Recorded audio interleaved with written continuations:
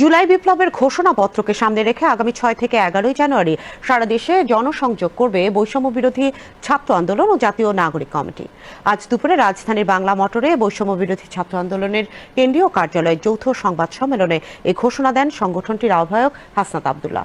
তিনি বলেন, জনসংযোগের মাধ্যমে দেশের শিক্ষা প্রতিষ্ঠানে ছাত্র, নাগরিক ও জনতার কাছ থেকে জুলাই বিপ্লব ঘোষণাপত্রের বিষয়ে মতামত নেওয়া হবে।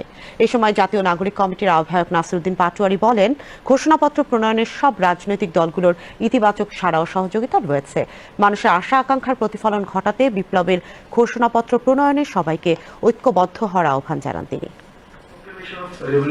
সেটি ঘোষণা করার জন্য আমরা দাবি জানিয়েছি। ইতিমধ্যেই আপনারা জানেন, এই অন্তর্বর্তীকালীন সরকার এই ঘোষণার প্রতিশ্রুতি, এই ঘোষণা বাস্তবায়নের প্রতিশ্রুতি ওনারা ব্যক্ত করেছেন। তো সেই জায়গা থেকে বৈষম্য বিরোধী ছাত্র আন্দোলন ও জাতীয় নাগরিক কমিটি বিশ্বাস করে যে এই প্রক্লেমেশন অফ রেভলিউশন, এটা বাস্তবায়ন, এটা ঘোষণা আমাদের জাতীয় এবং ঐতিহাসিক জীবনে একটি গুরুত্বপূর্ণ মুহূর্ত।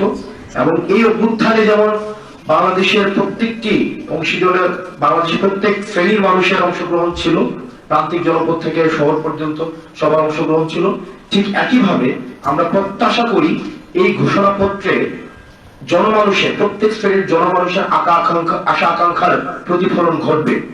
সেই লক্ষ্যে বৈষম্য বিরোধী ছাত্র আন্দোলন ও জাতীয় নাগরিক কমিটি আগামী 6 জানুয়ারি থেকে 11 জানুয়ারি পর্যন্ত দেশব্যাপী আমরা কর্মসূচি ঘোষণা করছি।